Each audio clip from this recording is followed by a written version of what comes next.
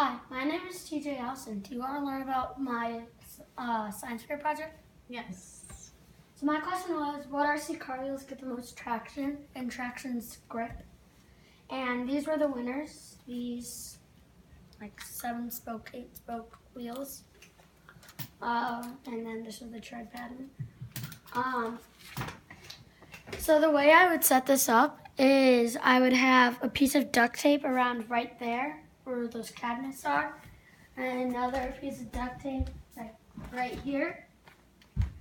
And I would have one of these bodies on it, and I would line the car up there, and I would floor it with the trigger, and I would see how long it would take to get there. And at first, I just tried flooring it through the hallways of my school to see the average speed, and I used like the speed app on my phone. But it didn't work. It said the car was going 4.6 miles an hour, so I knew that was wrong. So I just stuck to a timer and length with 10 meters spacing of duct tape. So that's how I did it. And here's all the tires. The fastest only took 1.76 seconds to get from the first piece of duct tape to the next piece of duct tape. As you can see right there on the board, 1.76.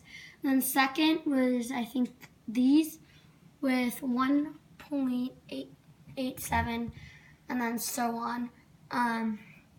The drift wheels got last place. Of course, they're hard as a rock. It's like PVC pipe on around a wheel. So of course they got last because there's not even any of this grippy material on it. So yeah, my hypothesis was that these were gonna win because these are race wheels. You'd use these in like a track or a race. But they actually didn't do that well. And I think that was because I was doing it on tile. So that's why I guess my hypothesis was wrong. So that's why these went the fastest. Do you have any questions? So why do you think the race tires, they should have performed better, they're race tires, and that was your hypothesis. Why do you think they didn't perform as well on tile? Well, like I just said,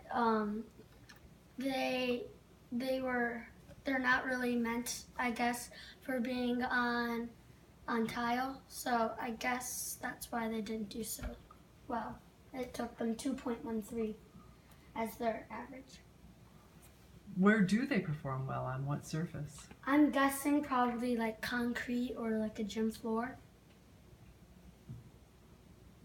Do you have any other questions?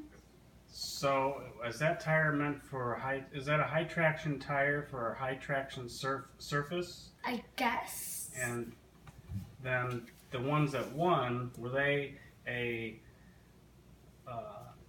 high traction tire for a low traction surface? I guess, yes. Do you have any other questions? Why do you think having the cell phone timer on the car didn't work? Oh, well, some people said it might have weighed the car down, and it also, I think it needs to have the same speed for a long period of time, but I only had a bit of a hallway's length to turn around and come back. So I guess that could have been a factor too. Maybe because the cell phone was not pointed the same direction as travel? That, or it might have just been heavy for the car.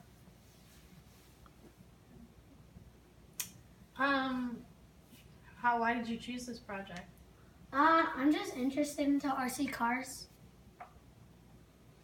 Did you try it with the Mustang body and the Porsche body? Can you show us? No. I only used the Porsche body for the first reason. This one's all cracked because I've crashed into walls many times.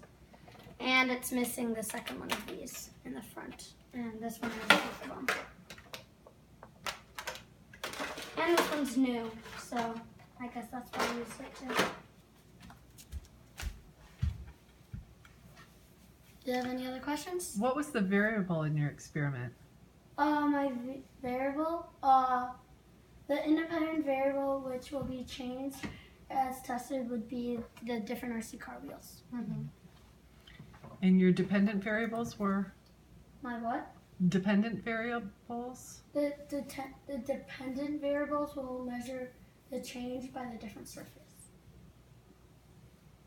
All right. Anything else? Great. Thanks.